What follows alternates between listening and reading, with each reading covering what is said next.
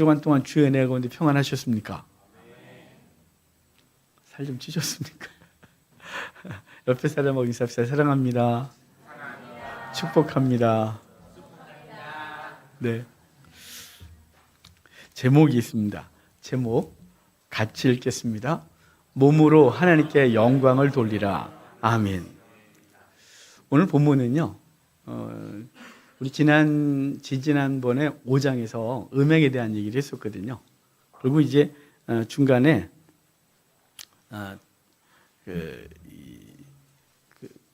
소송에 대한 얘기를 했었고, 그리고 이제 이어지는 얘기가 또 음행에 대한 얘기를 하고 있어요. 그래서 지난주에도 말씀드렸듯이 이게 전체 음행에 대한 얘기를 계속 이어가고 있고, 그와 관련된 어떤 소송 문제나 이런 게 있었을 것 같다라고 추측했었어요. 하여간 우리 음행에 대한 문제를 오늘 다루는데요. 그래서 결론이 뭐냐면 몸으로 하나님께 영광을 돌려라 라는 것으로 결론을 짓고 있어요. 그럼 왜 고린도 교회가 이렇게 문제가 많았냐? 사실은 고린도 교회 문제만이 아니었어요. 당시 헬라 사상이 가지고 있었던 그것이 그 세대를 쫙 주장하고 있었는데, 그 철학이 그들에게 있었어요. 두 개의 철학이 교회 내에 들어오면서 교회의 복음을 훼손시켰거든요. 하나는 영지주의라는 철학이에요. 그냥 듣고 흘려보내시면 돼요. 영지주의는 이원론이라서요, 육과 영을 나누는 거예요. 그래서 육은 부정하고 영은 거룩하다는 거죠. 그런데 당연한 것처럼 들리죠. 그런데 우리가 구원을 받았는데 그 구원이 영을 구원한 거지 육은 아니라는 거예요. 영과 육은 같이 갈 수 없는 거거든요. 그들 철학이. 그러니까 영을 구원받았고 육은 아니니까 육은 무슨 짓을 해도 괜찮다라는 게 영주주의가 갖고 있었던 못된 철학이에요. 방종으로 가는 거죠. 구원을 받았는데 내 영혼은 구원받았고 육신은 아니야. 육신은 상관없어. 육은 더럽거든. 그게 어떻게 거룩한 영과 같이 할 수 있겠어? 아니지. 그래서 육신의 행위들을 마음껏 했어요. 그러니까 그 사상이 교회에 들어오면 방종을 하겠죠. 또 하나가 이 쾌락주의예요. 이 쾌락주의가 어떤 거였냐면요, 그들은 육체가, 인간이요, 그냥 어떤 물질의 합체 정도로 봤어요. 그러니까 물질이 모여있는 거죠. 원소가 모여있는 거예요. 그러니까 육신이 죽으면 그냥 흩어지는 거죠. 아무것도 남지 않는 거예요. 그런 사람들이 교회에 들어왔어요. 그래서 예수를 믿었는데, 예수를 믿긴 한데 그들의 철학을 버리질 않은 거죠. 그러면 그들은 죽음과 함께 모든 것이 사라진다는 생각을 갖고 있는데, 무엇하러 저 내세를 생각하고 부활을 생각할 수 있겠어요? 육체는 사라지는 거니까. 그래서 고린도전서 15장에 부활이 없다는 자들이 있다라는 말을 하거든요.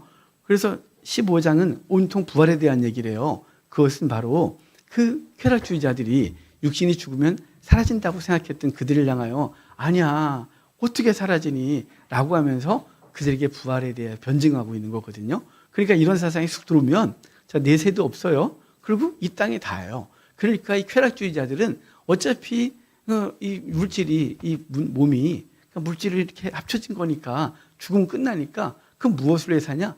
그냥 몸을 위해 사는 거죠. 그래서 말 그대로 그 모든 두려움과 절망과 허무함을 이기는 방법은 쾌락밖에 없다. 그래서 쾌락을 최고의 가치로 삼는 거죠. 그래서 에피쿠리안, 그래서 그들이 쾌락을 추구하는 거거든요. 그러니까 초대교회 그 당시에 세계를 지배하고 있던 사상이 영지주의하고 이 쾌락주의 거거든요. 근데 교회에 쑥 들어왔어요, 그들이. 그러니까 당연히 육은 아무 짓 해도 괜찮고, 육은 어차피 다 사라지는 거니까 육을 위하여 쾌락을 추구해도 된다라는 세상에 그들 속에 있었고, 그들이 교회에 들어왔는데, 교회에 들어오니까 지금 초대교회 때 사도행전 15장에 이방인이 예수를 믿으면 무엇을 하지 말라 그랬거든요. 하나는 첫째가 음행을 금하고 우상 숭배하지 말고 녹매어 준 거 먹지 말고 피채 먹지 마라, 이런 게 있었단 말이에요. 그러니까 절제가 좀 있는 거죠. 근데 절제가 그들에게는 아무 소용이 없는 거예요. 그들에게 영향을 줄 수 없었던 거죠. 그러니까 교회 내 음행이 아주 자연스러웠고 육체의 쾌락을 최고의 가치로 두는 사람들이 교회에 들어왔고, 그리고 영지주의는 영혼이 구원받았고 육체가 구원받은 게 아니니까 육체는 무슨 짓을 하든지 내 영에 어떤 해도 끼치지 못해 영향을 끼치지 못한다는 세상 생각을 하니까 그들은 자연스럽게 죄를 짓는 것에 부담이 없고 적극적으로 짓는 거죠. 아예 적극적으로. 근데 지금은 이 시대에 기독교인들은 요 비스무리한 걸 갖고 있어요. 뭐냐면 내가 구원받았으니 무슨 짓을 해도 구원은 취소되지 않는다. 이런 못된 생각을 하고 있는 사람들이 있단 말이에요. 여러분 중에 그런 사람이 없기를 바라요. 구원은 예수 그리스도가 우리를 당신의 보혈로 샀기 때문에 오늘 본문에 나와요. 우리의 구원은 취소되지 않아요. 그건 100% 맞아요. 하지만 우리를 구원하신 그리스도를 위하여 우리를 어떻게 살아야 되는지에 대한 의무가 우리 속에 생기죠. 거룩한 의무. 그것도 노예 의무가 아니고 자발적 의의가 생겨요. 자발적 의지가. 그래서 주님을 기쁘게 하는 삶을 살고 싶어 하는 거죠. 왜냐하면 사랑하는 부모, 사랑하는 배우자, 사랑하는 자녀를 위하여 기꺼이 내가 무엇인가를 하는 거예요. 얼마 전에 요즘 뭐 유튜브 쇼츠가 그렇게 실화도 나오더라고요. 어떤 사람이 마약에 쩔었던 사람이 있어요. 근데 남녀가 다 마약을 하다가 그러다가 임신을 했어요. 그 여인이 딸을 낳은 거죠. 근데 그 여인이 마약쟁이 남편하고는 살 수 없다고, 자기도 마약하면서, 그러니까 안 된다고 헤어졌어요. 그러니까 남편이, 그 남자가 이제 정신을 차려야 되겠다 싶어서 스스로 치료센터 들어가고 아주 정말 각혈을 하면서도 이겨내고 결국은 이제 철인 3종 경기를 몇 번을 우승을 하고 자기를 이겨내는 게 실화라 그러더라고요. 그걸 보면서 이 사람이 그렇게 할 수 있었던 건 뭐냐면 그 딸을 만나고 싶어서요. 그 딸에게 부끄럽지 않은 아빠가 되고자 하는 열망이 그렇게 만들었다 그래요. 그러니까 아주 짧은 영상이었는데, 자, 지금 우리가 주님이 우리를 사랑하세요. 우리를 구원하셨어요. 그럼 우리는 주님을 위하여 어떻게 살아야 될지에 대한 열망이 분명히 생기겠죠. 만약에 그 열망이 없다면 정말 의심하셔야 돼요. 스스로를. 내가 주님을 믿는가? 내가 주의 사랑을 경험하고 인식하고 실감하고 있는가? 정말 그 사랑을 알았다면 그 사랑에 합당한 삶을 살기로 다짐하고 기꺼이 자발적 의지를 가지고 살아가겠죠. 근데 그게 없는 사람은 내가 구원받았으니 이제 괜찮아. 어차피 구원은 취소되지 않는다고 목사가 분명히 했고 성경에도 그런다고 하니까 나는 내가 원하는 대로 살리라 라고 해서 내 육체를 죄를 위하여, 쾌락을 위하여 살고 있다면 스스로 의심하셔야 되는 거예요. 내가 구원받은 게 맞나? 라고요. 누가 지적질 안 해도 돼요. 본인이 스스로를 생각하시고 하면 되는 것입니다. 이게 당시 초대교회에 교회 안에 들어와 있던 두 철학이 성도들을 혼란스럽게 하고 그 거룩한 삶을 살지 못하게 했던 못된 사상들이었어요.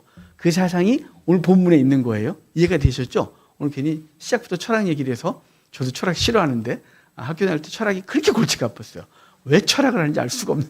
그런데 성경을 공부하다 보니까 이래서 철학 공부를 시켰구나 싶거든요. 하여간 이거는 흘러버려도 되고 이제 본문으로 넘어가도록 합시다. 12절이에요. 12절 같이 읽도록 하겠습니다. 모든 것이 내게 가하나 다 유익한 것이 아니요. 모든 것이 내게 가하나 내가 무엇이든지 얽매이지 아니하리라. 여기 그래요. 모든 것이 내게 가하나. 이 말은요. 모든 것이 내게 가하다. 이 말은 당시 그 고린도 지역에 있었던 격언 중에 하나였어요. 모든 거 할 수 있어 라는 것이죠. 왜냐하면 고린도 사람들은 이미 음란했고 그리고 육체의 쾌락을 위해 살아가고 있는 사람들이기 때문에 난 모든 것을 할 수 있는 거야. 나는 자유로운 존재지 뭐 이런 거 있었잖아요. 그런 격언이 그들에게 있었는데 바울은 그 격언을 쓱 갖고 와서 내게 모든 것이 가하나 내게 모든 것이 유익하지 않다라는 거죠. 가하다 이 말은 합법적이다. 문제없다라는 거예요. 자, 우리가 교회를 다니면서도 우리가 구원받았다고 하는 사람들이 내 행위가 구원에 어떤 영향도 끼치지 못하다고 하는 이 장로교 신앙을 갖고 있는 사람들은 잘못하면 방종에 빠질 수 있는 거예요. 그래서 우리는 늘 경계하죠. 예수 그리스도의 은혜가 싸구려로 다가오지 않도록 그 은혜가 얼마나 가치 있으며 내게 그 은혜를 주시기 위해서 하나님과 예수 그리스도와 성령님은 어떤 희생과 대가를 치르셨는지를 알면 우리가 그 은혜에 대하여 함부로 할 수 없다는 거죠. 그런데 그들이 모든 것이 가다라고 해놓고 모든 것이, 그런데 바울은 그런 거죠. 모든 것이 유익하지는 않다 그런 거예요. 유익하다 이 말이요. 이게 유익하다고 번역했는데 이게 단어를 뜯어보면 좀 다른 말이에요. 이게 쉼페로라는 헬라어거든요.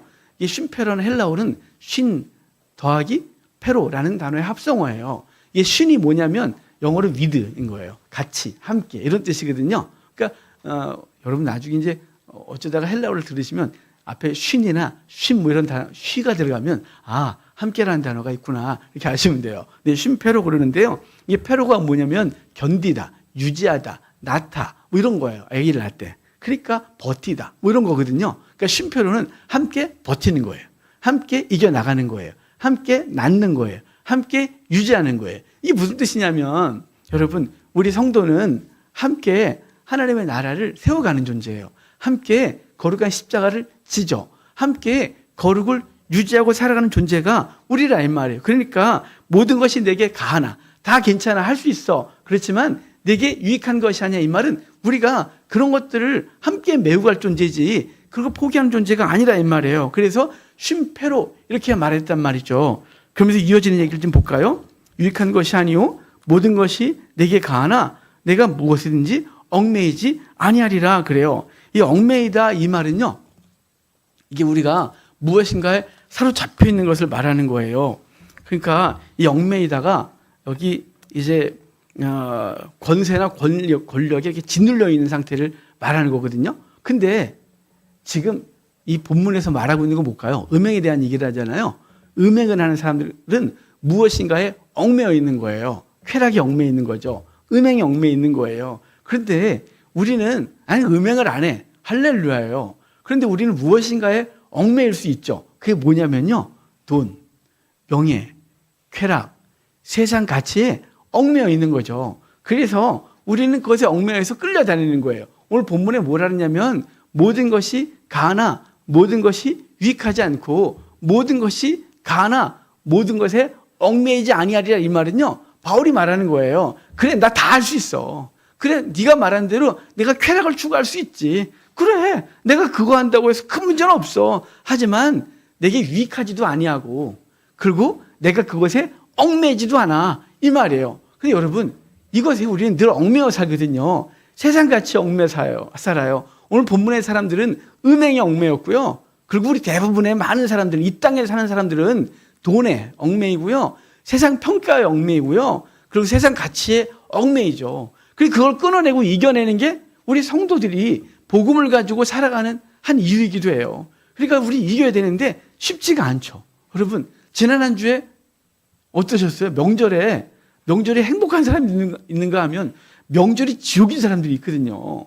명절에 가족과 만나서 싸우기도 하고 다투기도 하고 갈등도 하고 또 명절에 고향 안 가려고 왜냐하면 망했잖아요. 그래서 마이바우 이런 거 끌고 쫙 가서 쫙 한번 보여야 되는데 지금 나는 시골에 갈 형편도 못 되고 뭐 이런 거 있잖아요. 다 왜 그럴까요? 우리는 얽매여 있거든요. 여기 내가 무엇에도 얽매이지 아니하리라라는 건 바울의 적극적인 의지인 거예요. 우리는 얽매여 사는 존재지만 나는 얽매이지 않겠다. 뭐 이런 거죠. 우린 돈의 가치에 눌려 살아요. 하지만 내가 돈에 눌리지 않겠다. 내가 세상 평가, 사람들의 평가가 나를 주장하지만 내가 그 평가에 얽매이지 않겠다.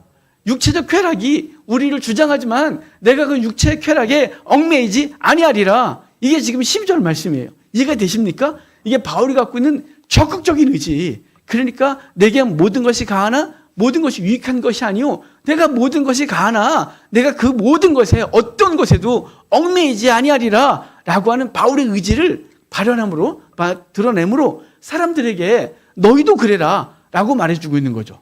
여러분 우리 얽매이지 맙시다. 우리 이 땅에 사는 동안 어쩔 수 없이 세상 가치에 얽매일 수밖에 없는 구조를 갖고 있습니다. 어떻게 돈을 초월합니까?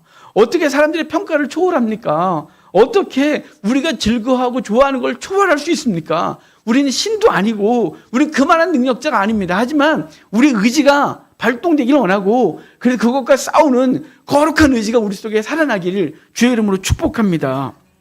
그래서 바울은 갈라디아서 5장 13절에 이렇게 말해요. 형제들아 너희가 자유를 위하여 부르심을 입었으나 그러나 그 자유를 육체의 기회를 삼지 말고 오직 서로 사랑으로 종노릇해라. 육체의 기회를 삼지 말라는 거죠. 뭐라고요? 자유를 이미 얻었다는 거예요. 이미. 예수 그리스도가 십자가에 달려 죽으시고 우리를 사망과 사단에게서 해방시켜서 자유 줬는데 이제 더 이상 그것에 얽매이지 말고 종노릇하지 말고 의지를 가지고 하나님의 백성답게 살자. 이게 바울이 우리에게 말씀해 주고 있는 거예요. 이 말씀 기억하시길 바라요. 우리 13절 볼까요? 13절, 14절 두 절을 같이 읽겠습니다. 음식은 배를 위하여 있고 배는 음식을 위하여 있으나 하나님은 저것을 다 폐하시리라. 몸은 음란을 위하여 있지 않고 오직 주를 위하여 있으며 주는 몸을 위하여 계시느니라. 하나님이 주를 다시 살리셨고 또한 그의 권능으로 우리를 다시 살리시리라. 아멘. 여기 식물은 배를 위하여 있고 배는 식물을 위하여 있다, 이 말도 그 고린도 지역에 있었던 격언이에요. 사람의 본능이라는 걸 말하고 싶은 거죠. 인간은 본능적으로 배가 고프면 음식을 먹어야 되고 음식들은 배를 만족시켜주기 위해 있는 거야 라고 하는 격언인데, 이걸 갖다가 고린도 사람들이 뭐에다 싹 끄집어 왔냐면 음행에 갖다 쓴 거예요. 몸은 음행을 위하여 있고 음행은 몸을 만족시켜주는 거지. 육체는 본능이야, 본능. 음행 본능이거든. 뭐 이런 거 있잖아요. 본능에 충실하면 짐승인 거예요. 그런데 지금 고린도 사람들이 그렇게 말한 거죠. 봐봐, 음식은 배를 위해 있지 배는 음식을 위해 있는 거야. 그것처럼 음행은 몸을 위해 있는 거지. 이 몸은 몸을 뭐로 즐기겠어? 육체로 즐겨야지. 이거 음행으로 즐기는 거야 라고 말해서 음행을 합리화했던 말로 이 말을 갖다가 쓱 끄집어낸 건데, 바울이 이걸 그냥 다시 질문한 거죠. 다시 얘기를 하는 거예요. 얘들아, 너네 그렇게 얘기한다며. 그게 본능이니까 본능대로 사는 게 뭐가 문제가 있느냐. 하나님의 창조 질서다가 이렇게까지 말하는 너희들은 대체 뭐냐, 이렇게 말씀하고 있는 것이에요. 여기 육체적 본능이라고 생각했던 그들을 향하여 이렇게 말해요. 13절 후반에 몸은 음란을 위하여 있지 않고 오직 주를 위하여 있으며 주는 몸을 위하여 계시느니라 그러거든요. 몸은 음란을 위하여 있지 않다, 이렇게 말하는 거예요. 지금 그들은 음식이 배를 위하여 있고 배가 음식을 통하여 만족 얻는 것처럼 우리 육체는 성을 통하여 만족을 얻는 거야 라고 말했던 그들을 향하여 무슨 소리야, 우리의 몸은 음란을 위하여 있지 않다, 이렇게 말해요. 근데 여기 몸이라는 단어가 소마라는 헬라어거든요. 근데 소마는 우리 몸이에요. 근데 이것과 비슷한 단어가 살크스, 그런데 고기 덩어리, 이게 돼지 고기 한 근 뭐 있잖아요. 그게 살크스예요. 근데 우리를 여기서 몸이라고 말해서 이 육체를 포함하지만, 그런데 이게 뭐냐면 전 인격을 말하는 거예요. 너희의 인격, 너희의 몸은 음란을 믿지 않아. 너희의 몸. 여기서 지금 그래서 살크스라고 말하지 않고 소마, 그래서 너희의 몸은 음행을 믿지 않고 오직 주를 위하여 있다, 이렇게 말해요. 그런데 거기 이어지는 묘한 얘기가 있거든요. 자, 보세요. 오직 주를 위하여 있으며 주는 몸을 위하여 계시느니라. 무슨 소리야? 이러거든요. 여러분, 이게 우리 번역 성경이 쉽지가 않아요. 그래서 이게 무슨 소리까 하는 게 있거든요. 이게 무슨 얘기냐면, 자, 너희 몸은 주를 위하여 있는 거래요. 근데 주는 몸을 위하여 있대요. 이게 뭐냐면 주님께서 몸을 갖고 이 땅에 오셔서 몸으로 우리의 본을 보이셨다, 이걸 말하는 거예요. 예수님이 이 땅에 오시는데 영으로 오시지 않았다는 거죠. 예수님은 육신을 갖고 오신 거예요. 육신을 갖고 육신의 가정에 임하신 거죠. 그래서 가난한 집의 자녀로 자라면서 그도 온갖 시험을 육체로 당하시고 굶주림의 시험도 당하시고 그리고 사단의 유혹도 당하시고 모든 것을 몸으로 겪으신 거죠. 그리고 몸으로 십자가에 달려 죽으시고 몸으로 부활하셔서 몸으로 그의 나라에 계시다, 이걸 말하고 싶은 거예요. 얘들아, 너희의 몸은 성을 위해서 있는 게 아니야. 너희의 몸은 주를 위하여 있는 거야. 있잖아, 우리 주님도 몸을 위하여 있었어. 우리 주님도 몸 갖고 오셔서 몸으로 너에게 본을 보이신 거란 말이야. 그러니까 너희도 주님을 따라서 주님이 그 육체를 가지고 어떻게 사셨는지를 본을 받아야지, 이렇게 말씀하고 있는 거죠.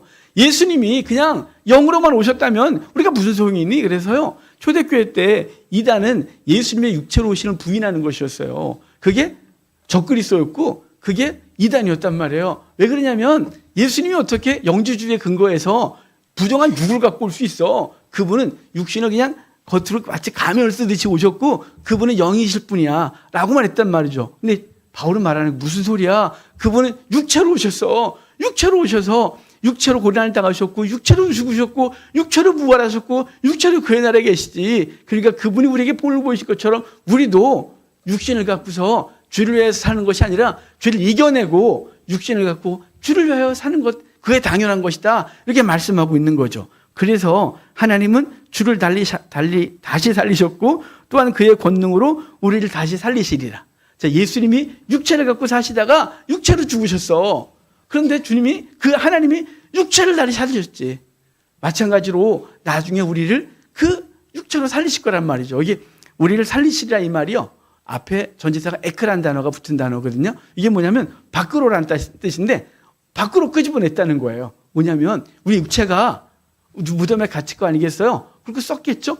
근데 주님께서 우리 육체를 그 무덤에서 끄집어내서 살리실 것이다 라는 말인 거예요. 굉장히 강력한 용어죠. 여러분, 그러니까 저와 여러분의 육체는 그냥 이 땅에 살다가 어느 날 끝나는 게 아니라 우리 육체는 주를 위해 살다가 주님께서 부활시켜 저 영원한 나라에서 하나님과 함께 살아갈 존재라는 사실이에요. 이 육체가 함부로 아무데나 막 굴리면 되는 게 아니죠. 이 육체는 반드시 하나님이 기뻐하시는 삶을 위해 드려야 되는 거예요. 지금 육체로 저기 계신 분이 계시잖아요. 에녹, 엘리야, 예수님.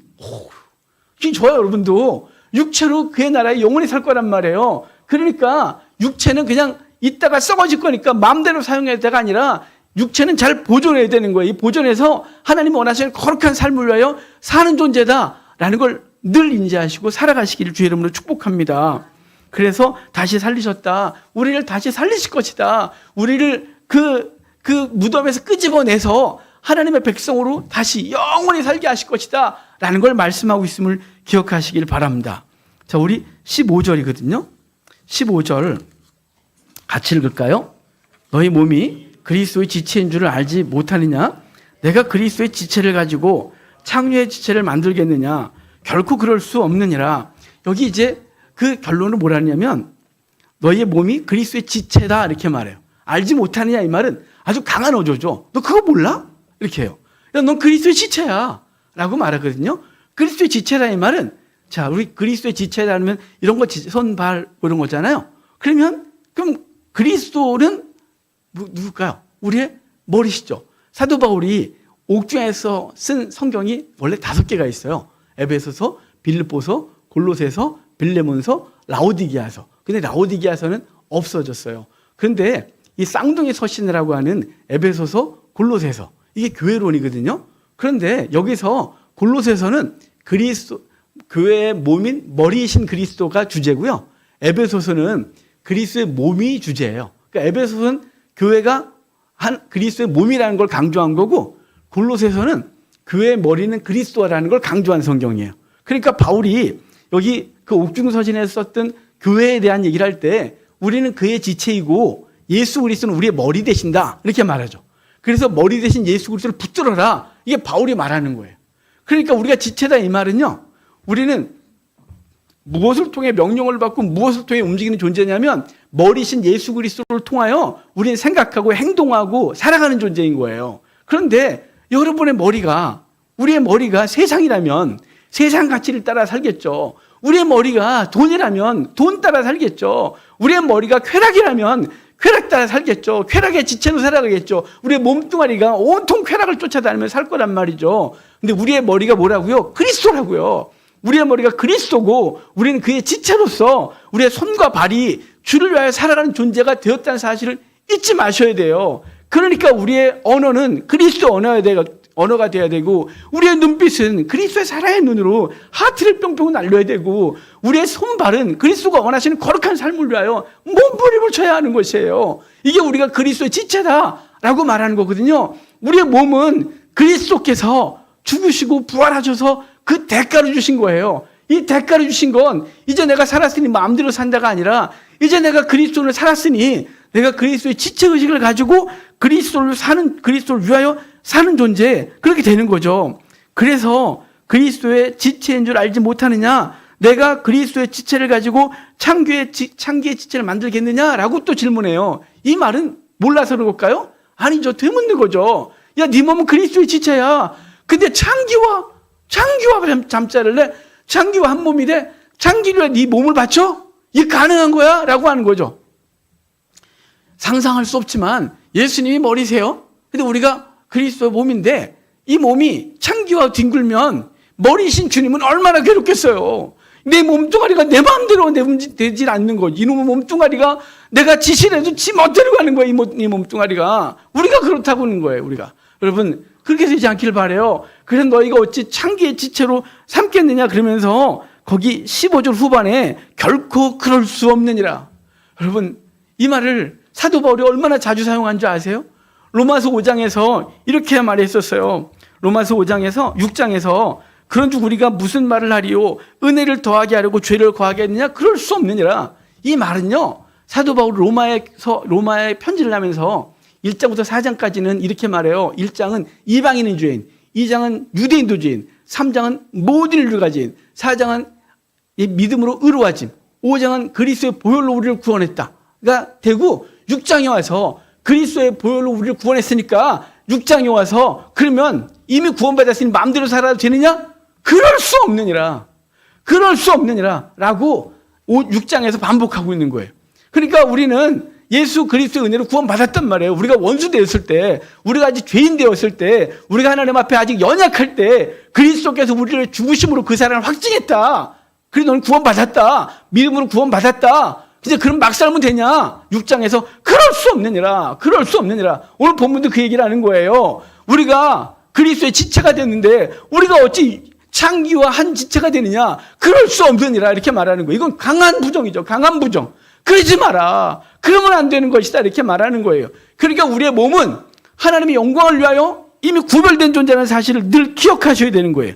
결코 그럴 수 없느니라 이 말을 기억하셔야죠. 그러니까 우리는 이 땅에서 두 주인을 섬기고 있다고 하는 것을 부정할 수가 없는 거예요. 그렇게 사는 사람들은 우리가 두 주인 그러면 마태복음 5장 산상수훈에서 물질과 하나님 얘기만 하지만 사실은 우리는 이 땅에서 두 주인을 섬기는데 뭐냐면 하나님이란 주인과 내가 추구하는 세상 가치를 추구하고 이 두 주인 섬기면서 맨날 저울질하는 거예요. 어디가 더 유익할까? 어떤 게 내 삶에 더 기쁠까? 내 삶에 즐거움을 주는 건 무엇일까라고 저울질하면서 좀 문제가 생기면 하나님께 쭉 왔다가 문제가 없어지면 역시 세상 이지로 갔다가 이 짓 하고 있는 거죠. 이걸 뭐라 그래요? 두 주인 섬긴다고. 너희가 그럴 수 없느니라. 어떻게 한 몸으로 두 주인을 섬길 수 있느냐? 그럴 수가 없느니라.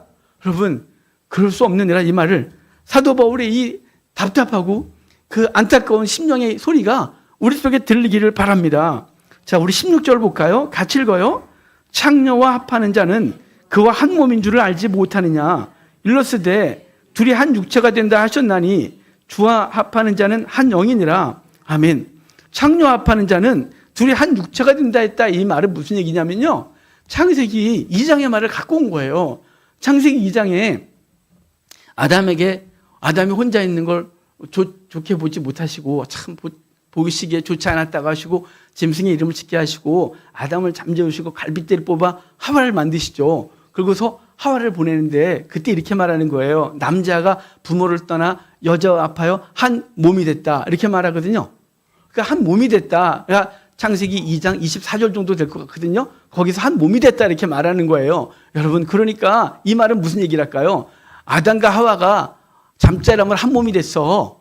그들이 무슨 뭐 유기적으로 쫙 해서 둘이 하나가 된 게 아니잖아요. 부부가 돼서 한 몸이 됐다 이렇게 말하는 거예요. 우리는요. 우리는 그리스도라는 신랑과 교회라는 신부, 저와 여러분의 신부가 그 예수 그리스도의 피 흘려 죽으심, 그 성령의 중보하심으로 중매자 되심으로 우리가 하나가 돼서 부부가 됐거든요. 그러니까 우리는 그리스도와 우리가 한 몸이 된 거예요. 근데 우리가 그걸 떠나서 창녀와 몸을 합치면 이제 창녀와 한 몸이 된 거다 이렇게 말하는 거죠. 창녀와 남창과 한 몸이 된 거다 이렇게 말하는 거예요. 그러니까 우리는 그리스도의 몸이냐 창녀의 몸이냐 이걸 생각해야 되죠. 우리가 그리스도의 육체를 갖고 있느냐 아니면 세상이 원하는 세상적 육체를 가지고 살아가느냐 이거죠. 여러분 세상이 우리 교회를 통해 보고 싶은 게 뭐냐면 창기와 하나된 몸을 보고 싶은 게 아니에요. 그리스도를 세상이 교회를 통해 보고 싶은 것은 그리스도의 머리이심, 그리스도의 몸을 보고 싶은 거예요. 왜 우리 교회가 이렇게 짓밟힙니까? 세상이 교회를 이렇게 우습게 봅니까? 여러분 예전에 교회가 성역화됐었단 말이에요. 데모하다가도 교회 들어오면 교회는 안 들어왔어요. 교회 못 들어왔어요. 개척교회도 안 들어왔어요. 데모가 들어가도 저기서 전교회 안 들어왔어요. 그래서 교회는 성역이었죠. 거룩한 곳이었어요. 지금은요. 뭘 거룩해요. 니네나 우리나 똑같은데. 왜 그러게 됐을까요? 교회가 복음이 왜곡돼서 그래요. 복음이 없이 강단에서 흘러나오는 게 기복이고 번영신학이고 잘 되고만 얘기를 하는 거죠. 그러니까 세상이 보기에 교회 니네보다 우리가 더 잘 돼. 야 교회는 직답도 안 하지. 우리 무당이 더 잘 줘. 점쟁이들이 얼마나 잘하는 줄 알아? 점집 가는 거죠. 크리스찬들도. 여러분 크리스찬이나 안 믿는 사람이나 점집 가는 게 퍼센트가 똑같은 거 아세요? 그 퍼센트가 똑같다면 이상하죠. 여러분 더 많이 가는 거예요. 왜냐하면 크리스찬이 10%밖에 안 되거든요. 그러니까 크리스찬이 10명 가면 세상 사람들이 10명 가면 세상은 확 줄죠. 와, 교회는요, 이미 종교화됐고 세상이 쩔었고 세상과 한 몸 돼서 하나님의 백성인지 아닌지 구분이 안 되는 곳이 됐어요. 그래서 밟히는 거예요. 그래서 그랬잖아요. 너희가 맛을 잃어버리면 밖에 버리워 밟힐 뿐이라, 바로 그 말을 지금 우리가 지금 실감하고 있는 거예요. 근데 계속 밟힐 생각을 하고 있으면 되겠어요? 이제 그 자존심 상해서 일어나야죠. 이제 그만 밟히리라. 그럼 뭘 해야 되나요? 세상 안에서 아각거리면 안 밟히나요? 아니죠. 아각거리면 더 밟히죠. 그러니까 뭘 해야 될까요? 거룩한 삶으로 돌이키는 거예요. 주님이 원하시는 본질로 돌아오는 거예요. 예수 그리스도와 신랑 되신 그리스도와 신부로서 다시 오는 거예요. 호세아에게 고멜이 돌아오는 거죠. 그래서 그동안 세 자녀를 다 딴 남자하고 이방 남자하고 자식을 낳지만 이제는 버리고, 이제 내가 당신을 주라 아니고 남편이라 일컫겠다는 마음으로 와서 주님과 합하는 거예요. 그래서 예수 그리스도가 머리 되시고 우린 그리스도의 몸으로서 이 땅을 살아갈 때 교회는 다시 살아날 수 있는 거예요. 그거 회복하지 않으면 교회는 맨날 밟히고 앞으로 더 밟히고, 여러분 우리는 그래도 주님 때문에 많이 복받고 살았어요. 여기 우리 아이들, 저 꼬맹이들, 쟤네들은요, 다음 세대 쟤네들은 우리가 누리는 복도 못 누려봤는데 밟히기만 하는 거예요. 특별히 내가 믿은 대로 살겠다는 순간 세상의 박해 가운데 직면해야 되는 불쌍한 아이들이 되는 거예요. 여러분 그걸 눈 뜨고 볼 수 있습니까? 제가 한국교회 살려달라고 기도하고 한국교회 살려야 된다고 소리 지르는 게 한 30년 됐거든요. 왜 그랬냐면요, 다음 세대 우리 아이들을 위해서, 우리 아이들의 미래를 기도하는데 이 아이들이 살 세상이 너무 끔찍한 거예요, 갑자기. 그래서 그때부터 한국교회 살려내야 되겠다. 우리 아이들에게 그 저주받은 미래를 줄 수 없다가 제 고민이고, 그래서 뭐든지 해보겠다고 애쓰고 있는 거예요. 여러분 하나님 앞에서 우리가 바로 서셔야 돼요. 우린 그리스도 합하여 한 영이 됐다라는 말 기억하십시오. 장기와 합하면 한 몸, 한 소마가 됐다는 거고요. 우린 그리스도 합하여 한 영, 푸니마가 된 거예요. 한 성령으로 심정 연합을 이룬 거죠. 그래서 여러분, 저 여러분이 하나님과 한 영, 예수 그리스도 한 영 됐다는 사실을 기억하십시오. 그래서 우리가 늘 부족하고 연약하지만 그분이 우리 가운데 성령께서 그리스도의 영으로 오셔서 우리와 연합하여 인격적 교제를 지금 누리고 있음을 기억하시고 그 은혜를 가지고 살아가시길 바랍니다. 자, 그 다음에 볼까요? 18절 같이 읽어요. 음행을 피하라. 사람이 음행하는 자는 자기 몸의 죄를 범하느니라. 자기 몸의 죄를 범한다, 이 말은 무슨 얘기를 하고 싶은 걸까요? 네 몸은 그리스도의 것이야. 그리스도의 지체야. 이걸 네 몸이라고 하는 건 그리스도께 범하는 거야. 그리스도를 모욕하는 거지 라고 말하는 거예요. 여러분 세상 사람들이요, 음행을 해도요 배우자 데려다 놓고 그 짓을 안 해요. 하는 놈들이 있긴 하지만 가끔 그 변태들이 있긴 합시다만, 여러분 왜 그럴까요? 부끄러운 거잖아요. 배우자를 속이고 몰래 육체적 쾌락을 누리지만 부끄러운 건 알잖아요. 근데 그리스도인들이 부끄러움을 몰라도 되겠어요? 그리스도가 내 안에 계시고 난 그리스도의 몸인데 내 육체로 창녀와 몸을 합치면 그분이 내 속에선 대체 어떻게 하셔야 되는 거예요? 눈을 감아야 되는 거예요? 떠나야 되는 거예요? 그분이 귀를 막으면 소리가 안 들려요? 여러분 이게 얼마나 끔찍한 일을 벌이고 있는 거예요. 그리스도를 실감하고 산다면 우리 세상과 짝하는 거에 대해서 음행뿐만 아니라 세상과 짝하는 삶에 대해서 고민할 수밖에 없는 거예요. 괴로울 수밖에 없는 거예요. 내 육체가 어쩔 수 없이 내가 이 탐욕에 쩔어서 어떤 걸 집을 때 내 안에서 울고 탄식하신 성령님의 음성이 들리고 그분의 눈물이 보이면 정말 괴로울 수밖에 없는 거죠. 난 어쩜 좋을까 이런 거예요. 베드로가 양심이 있잖아요. 예수님 팔아먹고 3번 부인하고 나서 뛰쳐나가 울어요. 가슴을 치며 울어요. 근데 저주하면 운다 그랬죠? 예수님 저주한 게 아니에요. 자기를 저주해. 제기동사에서 자기를 저주하면 나 이것밖에 안 되는 놈이구나 웃는 거예요. 여러분 우리 그 정도는 돼야죠. 그런데 아무 느낌 없이 세상과 짝하게 사는 것에 거리낌이 없다면 우리는 내 안에 그리스도가 계신가? 내가 그분을 인식하고 살아가는 거 맞나? 라고 고민하셔야 되는 거죠. 자, 우리 19절 볼까요? 19절 같이 읽어요. 너희 몸은 너희가 하나님께로부터 받은 바 너희 가운데 계신 성령의 전인 줄을 알지 못하느냐? 너희는 너희 자신의 것이 아니니라. 성령의 전을 앞에서는 교회 공동체를 성령의 전이라 그랬어요. 여기선 이제 단수로 써서 너가 성령의 전이야 이렇게 말해주는 거예요. 앞에서는 복수였거든요. 너희 교회 공동체가 성령의 전이다. 근데 지금은 너가 성령의 전이야. 성령이 네 안에 계시잖아. 여러분 이걸 인식하고 살면 얼마나 놀라운 삶이 되겠어요. 민수기에 보면요, 성전을 그 성막을 보호하는 거에 대해서 장황하게 쓰거든요. 그걸 위해서 이스라엘 백성들을 숫자를 세고 성막 바로 문 앞에는 아론 지파에 아론이 딱 지켜요. 그 아들들이. 그리고 동서남북은 이제 남쪽, 서쪽 그리고 북쪽은 레위 지파들이 쫙 뺑 둘러서서 성막을 보호해요. 그 다음에 12지파가 3지파씩 각 방향에 있어서 딱 군대를 포진해요. 그래서 그 어떤 것도 물리적으로 성막을 해하지 못하도록 뿐만 아니라 물리적으로 보호하고 거룩한 삶으로 보호해요. 그래서 음행을 금하고 바른 예배하고 그 바른 가치관을 갖고 살도록 하는 게 성막 보호거든요. 성막은 굉장히 중요했어요. 왜냐하면 그 안에 하나님이 계시기 때문이죠. 그럼 우리는요? 자, 우리도 우리 안에 성령이 계시고 성전이면 우리도 보호해야 되겠죠. 일단 여러분 건강 잘 챙기십시오. 왜냐하면 성도는요, 자기 몸뚱아리를 함부로 올리는 게 아니에요. 건강을 해야 할 만한 걸 막 입에 넣으면서 내 몸이 괜찮아. 운동 안 하는 저는 하나님 앞에 회개해야 되지만 운동 안 하면서 건강해지길 바라면 안 되는 거죠. 육체 물리적으로 보호해야 돼요. 뿐만 아니라 거룩한 삶으로 우리 성전을 보호하셔야 돼요. 그게 구약에서 우리에게 보여준 성막을 보존하는 방법이었어요. 너는 하나님의 성전이야. 성령이 네 안에 있어. 라는 말을 기억하고 그분이 내 속에서 기뻐하도록, 그분 로마서의 말씀대로 탄식하여 기도하지 않도록 우리가 그분과 함께 소통하는 놀라운 복이 있기를 바랍니다. 자, 그 다음에 20절 마지막으로 읽을까요? 20절. 값으로 산 것이 되었으니 그런즉 너희 몸으로 하나님께 영광을 돌리라.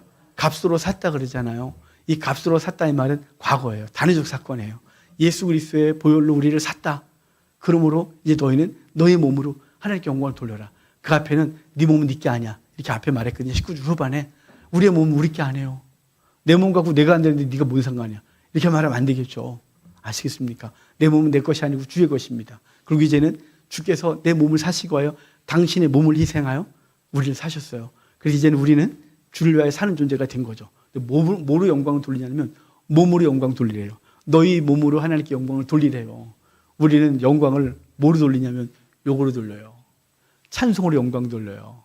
제물을 드려서 영광을 돌리려고 해요. 주님께서 우리에게 말하는 게 뭐냐면 네 몸으로 돌려.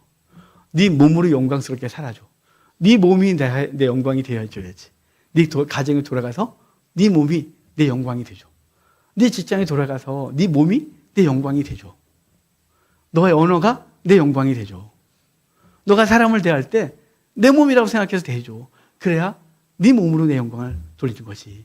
그래서 우리에게 몸으로 하나님께 영광을 돌리라고 말씀하고 있음을 기억하시고 우리의 몸을 내가 원하는 육체적 삶을 위하여 쓰다가 망가지는 존재가 아니라 주께서 원하시는 거룩한 삶을 위하여 우리의 몸을 드리고 주님께서 기뻐하시는 삶이 우리에게 있도록 하시길 주의 이름으로 축복합니다. 우리 성찬합시다.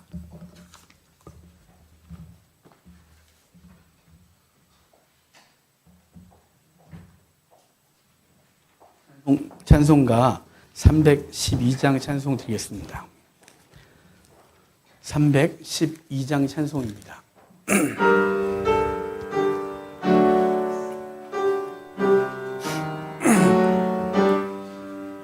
너 하나님께 이끌리어 일평생 주만 바라면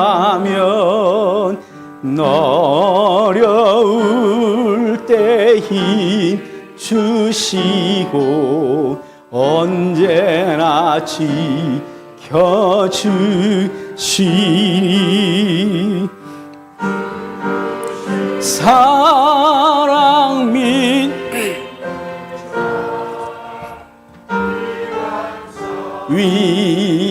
위에서 너 설레는 맘 가다듬고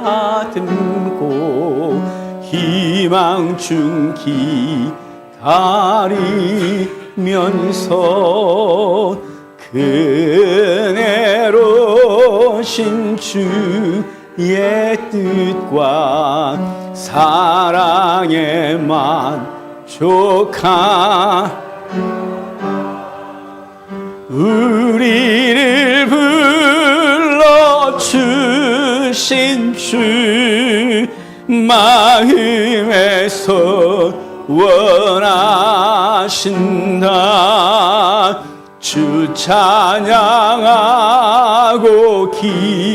기도하며 내 분부림 서다라. 주 약속하신 모든 은혜 내게서 이루어지 참되고 의지하는 자 주께서 기억하시리.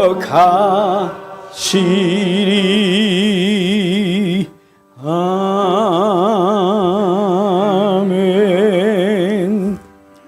하나님의 말씀 마가복음 10장 보겠습니다.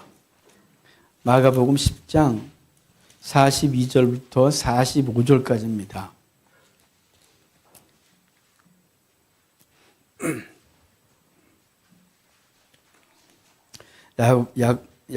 죄송합니다. 마가복음 10장 42절부터 45절까지 함께 읽겠습니다.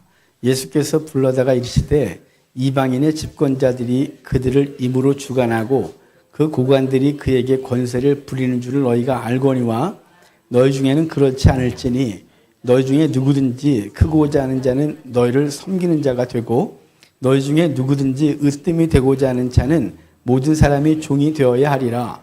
인자가 온 것은 섬김을 받으려 함이 아니라 도리어 섬기려 하고 자기 목숨을 많은 사람의 대속물로 주려 함이니라. 아멘. 오늘 본문은요, 예수님이 마가복음은 이 본문 마지막으로 예수님의 공생의 부분을 이제 마치고 이제 여리고에서 소경 바디메오를 고치고 예루살렘으로 입성하세요. 그러니까 그분이 이제 사역을 마무리하실 때 하신 말씀이거든요. 우리에게 이렇게 말씀하세요. 너희 중에 누구든지 으뜸이 되고자 하는 자는 모든 사람이 종이 되어야 하리라. 인자가 온 것은 섬김을 받으려 함이 아니라 도리어 섬기려 하고 자기 목숨을 많은 사람의 대속물로 주려 함이라 라고 하셨어요. 여러분, 예수님께서 섬김 받으러 온 게 아니라 섬기러 오셨고 그 전에 자기의 몸을 대속물로 주려 하십니다 라고 했습니다.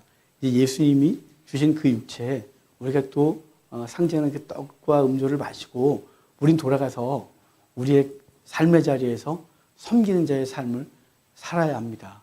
오늘 본문을 기억하고 예수님께서 그 일을 행하셨고 그렇게 말씀하시고 이제 당신은 여리고를 거쳐 예루살렘으로 들어가시거든요. 우리에게 마지막으로 주신 그 생애에서 마지막으로 주신 부활 이후에 주신 복음 증거 말고요. 사역을 하신 중에 마지막으로 하신 말씀을 기억하고 우리도 주님처럼 돌아가서 섬기고 사랑하고 희생하는 삶을 사는 우리가 되길 주의 이름으로 축복합니다. 성찬길 엽시다. 이 무교병을 다시 설명드리겠습니다. 이 무교병은 이스라엘 백성들이 출애굽할 때 처음으로 먹었던 것이고 그 이후부터 아예 제정돼서 매년 6월절에 또 무교병을 6월절 이후에 6일, 7일 동안 무교절이 있는데 무교절 기간 동안 이것만 먹게 돼 있습니다. 이걸 주식으로 먹고 쓴나물을 먹도록 했는데요. 이걸 왜 먹게 하셨을까라고 하는 것은 이것이 주는 의미 때문이죠. 이것은 예수님을 상징해요. 이것을 구울 때 누룩을 넣지 않도록 했어요. 누룩을 넣지 않았다는 건 죄가 없으신 예수님을 의미하고요. 이것은 구멍을 많이 뚫도록 했어요. 그것은 예수님이 십자가에 달려 죽으시고 옆구리 찔렸음을 의미해요. 이것을 또 구울 때 거뭇거뭇하게 굽게 했거든요. 이것은 그분이 불의 고난을, 불시험을 당하신 것을 의미해요. 그리고 그것을 먹을 때 함부로 찢어 먹지 않고 주인이 손님에게, 가장이 가족에게 찢어서 나누어 주도록 했어요. 예수님께서 그래서 초유 만찬 때 내가 찍어서 그 입에 넣어주는 자. 그래서 당신이 그때도 그날도 이 무교봉을 찢어서 주시는 장면을 보여주셨거든요. 당신이 당신의 몸을 찢어준 거예요. 사단에게 진 것이 아니라 스스로 당신이 우리에게 내어주신 것을 의미하는 것이 무교병입니다. 이 무교병 먹고 이제 우리도 돌아가서 자발적으로 그리스도의 종된 모습을 따라서 우리도 자발적으로 섬기고 헌신하는 삶을 살기를 주의 이름으로 축복합니다.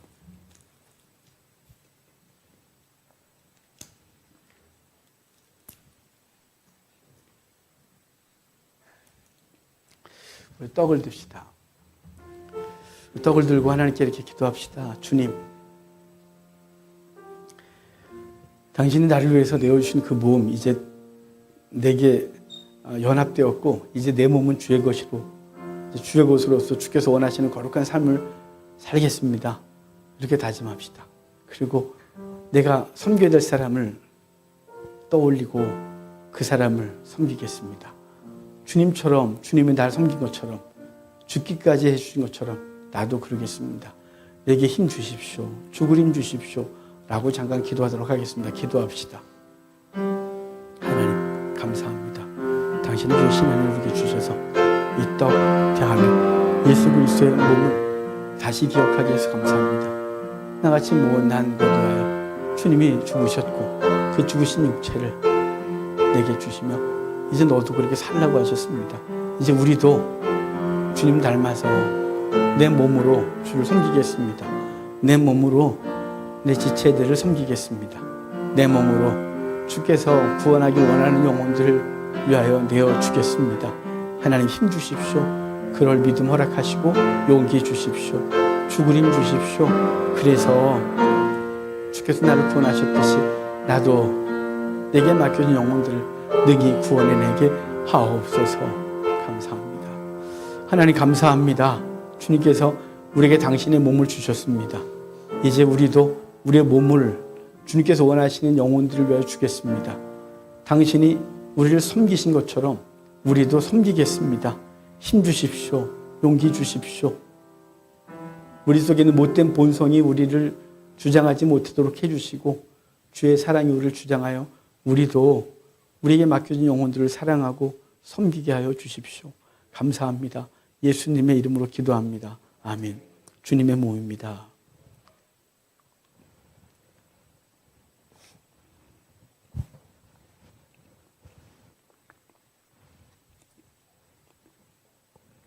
구약의 제사제도에서 정결소로 정결케 하고 짐승의 피로 그 죄를 씻었던 것처럼 예수님은 십자가에서 당신이 피를 흘리시고 옆구리에 찔려 물을 쏟아 우리의 모든 허물을 닦으시고 새 생명 허락하셨습니다. 그리고 최후의 만찬 때 동일하게 물과 포도주를 섞은 물을 드시고 그것을 주시면서 이것을 마시라. 이것은 내가 너를 위해 흘리는 피, 곧 언약의 피다. 이렇게 말씀하셨습니다. 여러분, 이것을 마시면서 우리도 주님의 생명 얻은 자답게 우리의 삶으로 돌아가 허물을 지적하고 드러내는 자가 아니라 씻어주고 감싸주고 끌어안고 그것을 위해서 기꺼이 내 것을 다 줘. 그를 살려내는 우리가 되기를 주의 이름으로 축복합니다.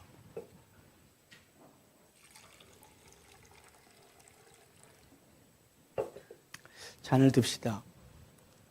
우리 주님께 기도합시다. 주님, 나를 위하여 모든 걸 다 내주신 주님, 물과 피, 진액 다 쏟아서 나를 살리신 주님, 나도 돌아가서 내 모든 것 쏟아 내게 맡겨진 영혼 살려내겠습니다. 내 자녀, 내 배우자, 내게 맡겨진 직장 동료, 그들을 위하여 진액을 쏟겠습니다. 내게 힘 주십시오. 내가 쏟는다고 살려낼 수 있는 것이 아님을 압니다. 주님, 우리를 통하여 그를 살려주십시오. 주님께 죽을 힘 달라고 잠깐 기도하겠습니다. 기도합시다. 주님, 매번 이름을 불러드립니다. 매번 그 영혼들을 올려드립니다. 매번 이거 할 때마다 생각나는 영혼들이 있습니다. 매번 그 영혼을 살려내야 되는데 내가 그를 위해 죽고 싶은 마음은 없어서 이제 이 정도 했으면 됐지 뭘 더 하나 싶어서 그만이라는 소리가 제 속에서 자꾸 들립니다. 하나님을 불쌍히 여겨주시고 주님께서 하늘 보자 버리시고 십자가 지시고 그 조롱에도 내려오지 않으시고 끝까지 당신을 내어주신 것처럼 우리도 조롱과 천시와 멸시와 천대와 멸시와 그리고 비아냥과 대항을 다 무릅쓰고 살려내는 우리가 되게 하여 주십시오. 그래서 그 영혼 살아나는 것으로 우리의 인생에서 가장 큰 기쁨이 되게 해 주십시오. 주님 함께 하시고 세해 주십시오. 하나님 감사합니다. 주님께서 우리를 위해 물과 피 다 쏟아주셨고 이제 우리에게도 이거 주셔서 우리도 그렇게 하라고 하시는 것을 압니다. 하나님 이거 할 때마다 매번 생각나는 얼굴이 있습니다. 가서 하려고 하면 다시 마음이 다치고 살려내려고 하면 억울하고 이제 고만하고 싶어서 돌아설 때가 한두 번이 아닙니다. 주님 불쌍히 여겨주시고 주님께서 십자가 지시고 끝까지 백성들과 군사와 사람들의 조롱을 뒤로 하고 당신의 목숨을 내주셨던 것처럼 우리도 능히 이겨내고 하나 생명을 살리겠다는 이 목표 하나로 전진하고 기꺼이 자신을 죽이고 내 가족, 내 자녀, 내 주변 살려내는 우리가 되게 해 주십시오. 주님 힘 주십시오. 감사합니다. 예수님의 이름으로 기도합니다. 아멘. 주님의 핍니다.